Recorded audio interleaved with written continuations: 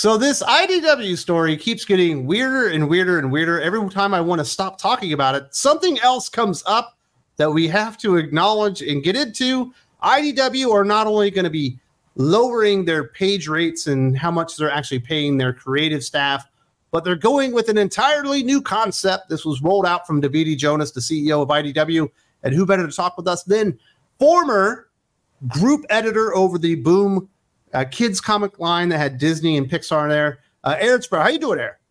I'm doing great, Wes. How are you? Doing fan-frickin-tastic, much better than Davidi Jonas and the other people at IDW. It doesn't sound like it's going well. No, it sounds like it's going bad. Davidi Jonas took an investment call while driving, in which he said that he wants to create a greater value in the IP that IDW develops, so they own their own characters and universe like Marvel and DC do. Quote, I believe we have a tremendously talented team of great storytellers, and for us to focus on developing our own wholly owned IP as a long-term investment that will create huge value in the underlying portfolio of our shareholders. But are they going to work for your $200 all-in page rate, which includes their writing fee, creating things for you, the art, the inks, the letters, the colors, the design, the editorial, all for $200 a page? You think they're going to come in, they're going to create a bunch of stuff? What is the incentive for anybody to come in and create a superhero universe for you that you then own and they have no investment in? What is their incentive to come and take the Marvel DC deal for far less than they would get from Marvel or DC, with far chance of any royalties in the future, assuming that you're even giving them any royalties? The dream that it sounds like they're selling is, if you work really hard and do all the marketing for us, you might be able to eat eventually. Oh, yeah, that's great, too. Yeah, because if we cut your page rates back, you'll have more incentive to go out there and promote the thing so that you can maybe make these royalties that, you know, you're never going to make any royalties. IDW does not have enough of a reputation anymore to move enough books, no matter how hard you get out there and shill. They do not have a reputation to move enough books to get you to a, you know, to a profitability stage in you working for them. It's not going to happen. It's TMNT. They can't. Yeah. Also, that, you know, they're going to be working with lower level creators at those page rates. Distillery can't get anybody to pay attention to what they're doing, and they've got big names working on their books, but nobody cares. So how is IDW going to do it with lesser names that they're not paying very well? They went out there and offered like a round where you could buy in and get more, you know, equity in the company. And essentially all the shareholders, according to Davidi Jonas, passed on it, and ended up being his family that went in and bought in even more on IDW. So you can see why he has to really count on this so much, because they are heavily leveraged and heavily invested in what IDW's future is. This is what their future is going to be. And I do think the messaging behind this is a little off, considering who works for them. They're going to have a new line of superheroes in a superhero universe, a retelling of biblical characters and stories set in the modern era with a modern storyline, but kind of borrowing from the stories of antiquity. Davidi Jonas believes that they can reach a whole new audience and bring the talent tent of the comic industry and mesh it with the religious community, which is a large book buying community. He continued, just seeing the success of religious cinema, a huge element of growth, and finally a focus on crime, serial killers, and mafia families. Do you think he realizes that they employ a senior editor at IDW that often goes out to Comic Cons with a Satan 316, like Hail Satan fucking shirt? Oh, no, Hail Satan established 666 is whatever what the shirt says. Yeah, and just enjoys doing that because it's so edgy. I don't know. Like I pointed that out yesterday on Twitter when I talked about this. This plan is what you do when you start a comic book company. This is first year Boom, where they were like, okay, what do we got? We got some scripts that we got off the slush pile that are never going to get made into movies, but if we do them as comic books, maybe then, you know, they're storyboards that, you know, maybe they will get made into movies because the executives will be able to see how it would look right there on the thing. We can do those on the cheap. What else do we do? We do Cthulhu tales because Cthulhu is in the public domain. We can just do Cthulhu stories and put that out, and that'll be, you know, we can just do you know, pirate tales, or, you know, what is it that we can just do that, like anthologies of, to kind of like get some work out there and, you know, put some talent on and start developing it. This is all first year comic company stuff. And I get it that IDW has to reset and start over because they've bungled it so badly. They've taken this boutique publisher that was fantastic and very well regarded and was, like, I think #3 at one point in the comic book industry, and they completely tanked it, chasing Winona frickin' Earp.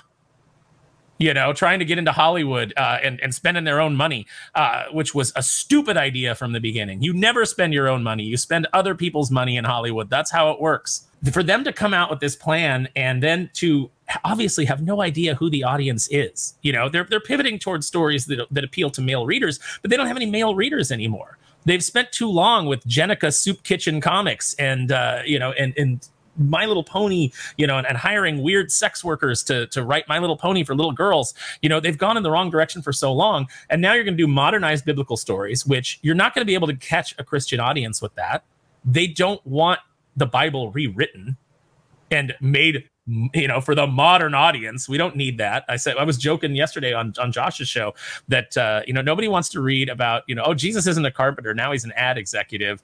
And Judas is upset that he was excluded from the apostle discord. So he's going to betray Jesus for 30 pieces of Dogecoin. You know, it's just, it's stupid. Now, I guess you could tell like stories like, I don't know, like that God's Not Dead movie or things like that are set in the modern day that are about faith. But I don't think that you're going to be able to put together the team to do this. And I definitely don't think that you're going to be able to do this with Heather Antos at the helm. And by the way, she's in charge of licensing, and all your licensing's going away. So what are you going to put her in charge of? She's going to be in charge of this superhero initiative? She's already failed at that. She's already failed to do superhero books. I don't think she can do horror books. She can't do sci-fi books. She can't do Star Trek books. We've all seen that. And she is a drama magnet. All she does is generate negative publicity for your company. So what position are you putting yourself in for success with any of these ideas? I don't think Mr. Jonas realizes his own reputation of the company within the comic book reading sphere itself. You are what people perceive you to be, and this is the company that gave us transgender robots. This is the company that was doing weird gender swaps on G.I. Joe characters and killing off male heroes to replace them with female heroes and doing all this other crap that nobody liked. And the company that went all in on Star Trek, and then one of their big initiatives is let's do an LGBTQ pride celebration of Star Trek characters. A lot of things that aren't going to coalesce with this audience they now want to court. No, they've shot themselves in the foot in every imaginable way, and they've destroyed their reputation. And that's not something that's going to come back because you put out a couple of horror books and a couple of Bible books, you know, and a couple of it's just, it's at this point it's over. It's just over. There's no coming back. Certainly never going to get a superhero universe off the ground. You know, Archie couldn't do it. Image couldn't do it. Valiant, I guess, in the end, couldn't do it. A lot of people have tried to do this shared superhero continuity idea that Marvel and DC have to a degree perfected, or at least have the reputation of perfecting over time, but nobody's ever made it work for more than a couple years. No, because you never have people that are committed to it for more than a couple of years. I mean, you know, I think, and you're also competing directly with Marvel and DC at that point. Yeah, why read your superhero when I can read Batman? Why read your Superman knockoff when I can read real Superman? Why read your Spider-Man knockoff when I got Spider-Man right there? Well, the real reason is because those books are terrible. That's why. You know, it's why you can do a shared superhero universe like a Radiant Black and things like that, and maybe that'll stick around for a while. You know, Rogue Sun and Radiant Black and that little, you know, shared what's the massive universe, I think it's called. Maybe that'll stick around because the creators are committed to it. But this is the problem. None of these characters. You remember the old Spawn issue where I think it was Dave Sim wrote it, where all the superheroes were trapped in the prison of the corporate, you know, being locked up as corporate IP. And I said to myself, yeah, I understand the point that you're trying to make here for creators' rights, which is funny because then Todd got into the big fight with Neil Gaiman over the rights to Angela and Medieval Spawn. But I understand the point that you're trying to make here about creators' rights and these characters being locked up. But if it wasn't for these characters being owned by corporations and being IP that was, you know, continually churned out by companies, they wouldn't exist. The only person that's stuck to his character long term is Todd McFarlane, who doesn't really, you know, always write it, or, you know, sometimes just farms it out to other people. But the only creator that's really stayed on his character long term is Savage Dragon, and we've seen how terribly that's turned out. He's completely ruined that character in that book, and you know, any legacy that he had. Sims did 300 issues. Sims did 300 issues. That's true. But Cerberus was never a huge hit. But you know, but he stuck with it and he kept it going. You know, these things kind of have to be owned by corporations because creators get tired. They want to do something else in order to keep going. But there's nobody left that has the will to keep these things running. You know, a company may start, IDW can start a superhero universe. How long is that going to last? Not very long at all, because they're in constant flux. And I don't see them getting out of that anytime soon. There'll be another round of layoffs. They'll hire some people. They'll fire some people. They'll start some new initiatives in 6 months to a year. It's just going to be the same cycle, and it's accelerating until they eventually just collapse under the weight of their debt. Another big initiative, IDW will be launching a new horror imprint soon and partnering with one of the largest licensors to be able to exploit their largest horror titles as comics, collections, and graphic novels. And are some very noteworthy and popular horror titles. Having those as part of our imprint, we expect will attract interest and then look to exploit their co-creator-owned properties as a result of increased interest. So they're going to go out there and do what every other small publisher goes out and does and get the rights to Evil Dead or the Universal Monsters or whatever horror movies out there that you remember from the 80s and 90s and make a comic book about it. It's going to be a line. And hopefully that will be able to elevate interest and awareness of something like the G. Willow Wilson book, Beneath Where the Trees Fell, or I don't remember the name of it at this point. And, Heather Ontos, as the person in charge of licensing, will be in charge of putting those books together. They won't have any continuity at the movies. We'll be getting creators that she can afford at that page rate. So you'll be getting Mags Visaggio and Vita Ayala and Danny Lore and all the people. Colin Kelly and Jackson Lanzig on fucking Friday the 13th or Nightmare on Elm Street. Yeah, that's what you'll get, and no one will care. And I don't know. Maybe you could get David Pepos to come over and work some Space Ghost magic on one of those titles. You might have a success there, but other than that, I mean, that might not even be. They may not even be able to afford him. His page rate may be higher than that. They're counting on the old Boom Studios model, which was sell them on the dream of working in comics. It's something that I was actually told when I said, they said, try to get this artist. And I said, this artist isn't going to work for the rate that you're giving me. And they said, sell him on the dream of working on Disney comics in the US. And I was like, that's not going to work. This guy's an Italian artist. He makes good money. And so eventually they had to acquiesce, and they had to give me a higher budget because I went in and I said, you're giving me a $200 cover budget, and you have a $800 cover budget on this book over here, Code Breakers, that Ross came up with after watching Numbers. He just said, let's do that. There's a show called Numbers that he saw, and then decided to do a book called Code Breakers because, we could totally get that going. And that had an $800 cover rate because it was his book, of course. And I pointed out the fact that book is going to sell far less than this Disney book is going to sell.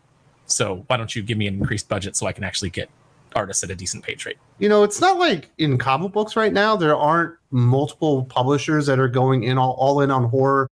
That's almost all that Vault does at this point.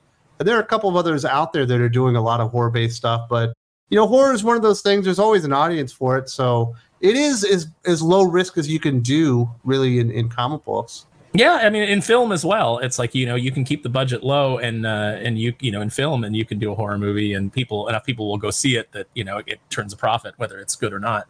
So, I got some friends that are involved in that sort of thing. Like I said, this is the last desperate gasp for this company. I don't know why Davidi Jones is so invested in keeping IDW alive. I don't know what the ultimate plan is. Is the ultimate plan still to get into Hollywood? Because that ship has sailed. And good job getting into, like starting a superhero universe 20 years too late to get onto that movie bandwagon as superhero movies are dying at the box office. And I know we just don't at me. I know we just had Deadpool Wolverine, but that's a fluke. And these things will continue to peter on, but they're the peak is over. And it's just these companies are always jumping in on the back end of a trend. Well, not realizing what they actually own. They just didn't have the IP to ever really try to do what they were trying to do in entertainment. It ended up blowing up in their face. But he certainly admits that during the conference call. The final thing of note from Mr. Jonas, he says that creating their own original stories in the three genres, we were talking about superheroes, biblical, as well as like crime, are all primed for new publishing material, as well as new entertainment material based on our new creative in the publishing business will be where IDW is headed. Those are a bit down the road. I wouldn't say to expect those in the next 3 months, but I'd say you could start expecting to see some of those titles coming out within the next 12 to 16 months. Is this guy the Tony Khan of comics, where it doesn't matter if we ever make any money because I've just got enough money to burn? Is that what's, well, the what's going Jonas on family here? is very rich, and his dad is the one that did the initial investments and became the CEO. And now he's handed the title over, although I think his father is still the chairman of the board. What I could do with a comic book company and and a rich dad to fund it, I could actually make it turn a profit. I could actually get you to profitability. But just keep going down this road you're going. Just keep betting on that Heather Ontos horse. Well, and certainly they're betting on the TMNT horse that I just kind of mentioned there. But it sounds a lot like they just really, really overspent that, and they're probably going to be dragged down by the expenses related to just keeping that license. Is probably why they're going to end up losing a bunch more. Yeah, I mean they lost American Girl, which I don't know that was ever a good license, but you could have probably book. Yeah, you could have probably turned that into something. They lost My Little Pony, of course, which I think the hype for that is over. I think even the weird bronies have moved on to other perversions. They lost. I hear they're losing Monster High, so they're losing the Mattel licenses. So their girls market is completely wiped out. The Monster High, if you got that out of comic shops and into other venues, you definitely could have sold that. The Monster High fandom is rabid. I don't know, man. I don't know. They just don't seem to. Even when they have a good license, they just don't seem to know how to take advantage of it. Obviously, they did it with Turtles on this first run because they managed to pump out a bunch of variant covers. But let's check back in, in month 7 and see where they're at. Well, and once Jason Aaron has to leave the project because they can't afford him anymore. Yeah, but I mean, I read that first issue, and I don't think that Jason Aaron brought anything really spectacular to it. I would agree with that one, but the second issue is certainly better. The Mikey issue is much more fun. But in the meantime, we will get great ideas like this from IDW. This is our stupid tweet of the week, which is normally exclusive to the Patreon, but this was so dumb we decided to put it out here on the YouTube as well. Straight from @IDW Publishing on the Twitters. Get a taste of Winona Earp's bourbon whiskey with a limited number of signed bottles. This is dedicated to the Earpers community with caramel undertones and a warm, spicy finish. This drink is just like our heroin. Which I think it's weird to admit that you're doing heroin or whatever, but we do got Winona Earp whiskey, and you can imagine Howard Jonas sitting at his desk being like, what are the latest numbers on My Little Pony? He's like, give me another shot of Winona. It's got smoky undertones, man. I need it. Get yourself a bottle of bourbon and toast the thing that killed our company, our chasing this stupid Winona Earp property. Why did you ever think that was going to be the ticket to ride, man? You thought that was going to be the thing that you were going to ride. He was not in charge of the company when that happened. Earp. Oh my God. I like the Earper community. Get out of here. I love this so much. You know what? I like when a company bottles its own liquor. I do enjoy that. Like I still have a bottle of the Dark Brew from back in the day when Valiant put out the Master Dark beer. I still have that. Came out to the comic shop, and I made sure to snag that. So that's great. I would love to put out a Doomface bourbon at some point, but oh yeah, man, this is embarrassing for something that is just such. I want some fucking Acolyte gin, man. The Acolyte, man, it'd be great. You could drink it while watching that great Amanda Stenberg rage twerk video, her great music video. She is talented. Oh, are you going to get some Winona Earp whiskey? Caramel smoky undertones. I'm tempted. But no, I think I'm good. IDW Publishing put that out. They didn't promote a comic book that they have coming out. They didn't promote a writer that they're working with. They didn't promote an appearance from one of their staff or somebody they're associated with. They didn't promote anything to do with comic books. They're out there getting the word out about the Winona Earp bourbon whiskey because maybe they can actually make some money in some moonshine. I mean, they should have put it out and said, this is the one thing we're currently producing that Heather Ontos had no part in. So it's good. Very fun stuff there. If you would like the entire Geek Fix podcast, which always does include the stupid tweet of the week, but we haven't gotten to the Rachel Leishman stupid take of the week, another fixture on the Geek Fix itself, you do need to come over and support us on Think Critical Patreon. The Sparrow's never-ending Christmas tree tier on there. There's a link in the video description. We hope to see you there because we got another 2 hours at least in us to talk about all this geeky goodness going on this week. Damn straight.